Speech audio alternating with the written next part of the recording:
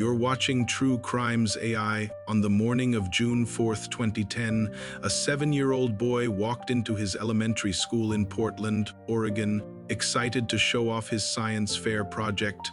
By the end of the day, he was gone without a trace. No alarms, no witnesses to a crime, no physical evidence. This is the disappearance of Kyron Horman. Kyron Richard Horman was a second-grade student at Skyline Elementary School. He lived with his father, Kane Horman, his stepmother, Terry Horman, and his infant half-sister.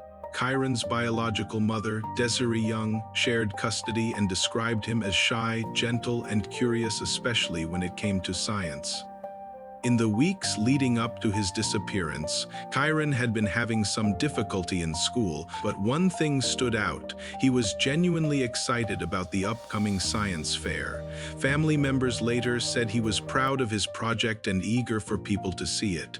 June 4th was supposed to be a good day. That morning, Terry Horman drove Kyron to Skyline Elementary. The school was busy. Parents, students, and teachers moved through the halls as science fair displays filled the gym and classrooms. Multiple witnesses later confirmed seeing Kyron inside the school. He was observed standing near his science project and later walking down the hallway toward his classroom. There was nothing unusual about his behavior. According to Terry, she left the school around 8:45 a.m., taking Kyron's baby sister with her to run errands. She said she visited a grocery store, stopped at a dry cleaner, and later went to a gym. This would make Terry the last known person to see Kyron. At 10 a.m., teachers marked Kyron absent from his classroom. Because of the science fair schedule, attendance inconsistencies were not immediately flagged. No one realized Kyron was missing at that moment. It wasn't until later that afternoon, when Kyron failed to get off the school bus at his usual stop, that concern escalated rapidly. His parents were notified. Law enforcement was contacted. A search began almost immediately. What followed was one of the largest search efforts in Oregon's history.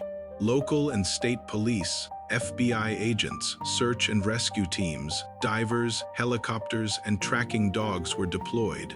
Hundreds of acres of dense forest surrounding the school were combed repeatedly. Searchers worked day after day, hoping to find anything: clothing, a backpack, any sign Kyron had wandered away. Nothing was found. Not a single confirmed physical trace. As the days passed without results, investigators began shifting focus. Attention turned to Kyron's immediate circle, especially Terry Horman. Several factors raised questions. Investigators noted inconsistencies in Terry's timeline of errands. She failed a polygraph test, though results are not admissible in court. An unrelated allegation surfaced, claiming Terry had once attempted to hire a landscaper to harm Kyron's father, an accusation she strongly denied. Terry was never charged in Kyron's disappearance.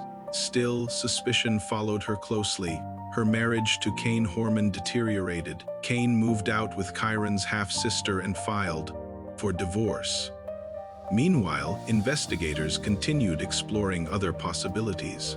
One theory suggested Kyron may have left the school unnoticed. Despite being an elementary school, doors were unlocked, and there were no security cameras inside the building. Another theory proposed that Kyron wandered into the nearby woods and became lost. However, the extensive and repeated searches found no evidence to support this. A stranger abduction was also considered, though no witnesses or physical clues pointed clearly in that direction. Each theory had gaps. None could be proven as the investigation stretched on. Kyron's family became publicly divided. His parents disagreed on what happened and where investigative focus should remain. Kyron's mother, Desiree Young, continued speaking out, advocating for renewed attention and transparency. She has remained one of the most vocal voices, keeping Kyron's name in the public eye.